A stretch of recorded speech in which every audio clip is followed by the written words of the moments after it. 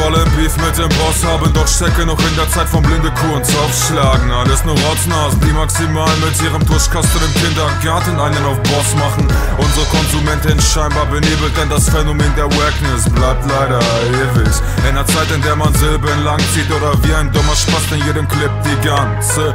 Ja, und jeder Comedy-Rap-Spaß, der andauernd behauptet, dass er Comedy-Rap macht, den lass ich nicht rein. Den lass ich nicht rein, denn für solche dumme Schwuchteln habe ich grad keine Zeit, yeah. Ich zerstöre wack-rappende Punk-Bitches, indem ich einen Papst bitte und so ihren Sack richte. Denn nachdem ich meinen Blanz bliffe, ist deine Bitch am Sacken, so wie Schlagringe. Ey, diese abgefuckten Besserwisser können es nicht einsehen, dass nach vorne weitergeht kein Weg. Bleib stehen oder dreh dich im Kreis, egal wie du es wendest, Papagero bleibt tight. Und diese abgefuckten Besserwisser können es nicht einsehen, dass nach vorne weitergeht kein Weg. Bleib stehen oder dreh dich im Kreis, egal wie du es wendest, Papagero bleibt tight. Wir kommen ins Battle mit konstruktiver Technik, da wirkt für die Stricher der Front schon wie ein Hattrick. Heftig, weil wir on fire sind, du leider nicht und keiner deiner Parts bei uns im Angesicht stylisch klingt. Ha, ey, ich musste selber grad staunen, mein Flow eine Waffe, mit der ich Rapper enthaupte.